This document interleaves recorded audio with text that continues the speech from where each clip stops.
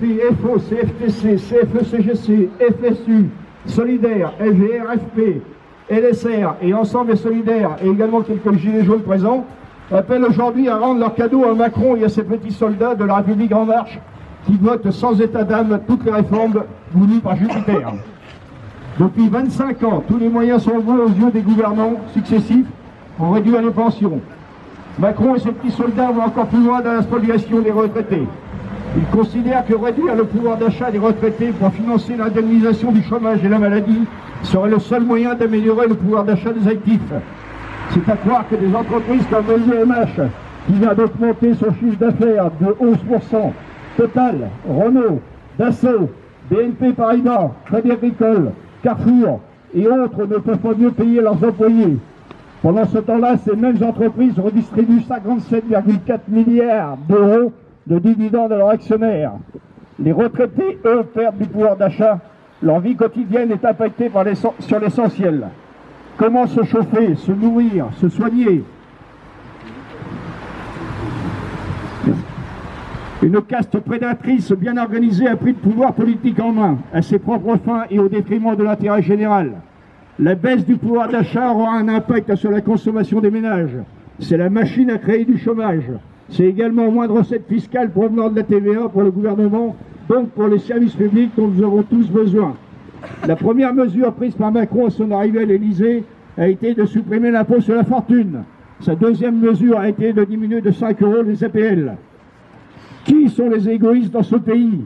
Les retraités considérés comme des nantis à 1 400 € par mois, ou ces hommes et femmes politiques du fric qui ne pensent qu'à appauvrir un peu plus une partie de plus en plus grande de la population au bénéfice de quelques amis milliardaires?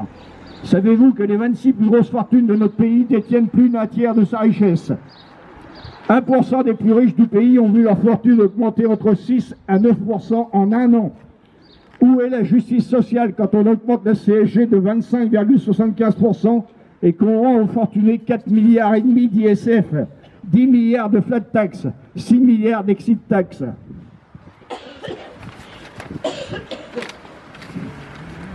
Où est la justice sociale quand on augmente les retraites que de 0,3% au lieu de 1,8% qui correspond au montant de l'inflation et qu'en même temps on laisse filer 85 milliards d'évasion fiscale pour laquelle on ne trouve pas mieux que de diminuer le nombre de contrôleurs des finances?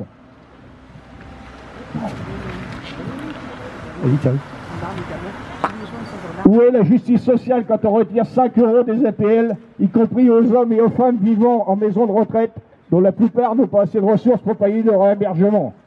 Où est la justice sociale quand on augmente les taxes sur les carburants, notamment pour ceux qui n'ont pas d'autre solution que de prendre leur véhicule personnel pour aller au travail, et qu'en même temps on alloue 40 milliards de CICE aux entreprises? Et ce ne sont pas les seules mauvaises nouvelles, puisqu'il faudra faire face à l'augmentation du gaz, de l'électricité à hauteur de 5,9% prônée par le régulateur de l'énergie, l'augmentation de 6 à 10% de plus de 1000 produits d'appel en grande surface à cause de la loi sur l'alimentation. L'avenir du monde des actifs n'est pas mieux loti. Aujourd'hui, 87% des embauches se font en CDD, dont 30% ne dépassent pas la journée.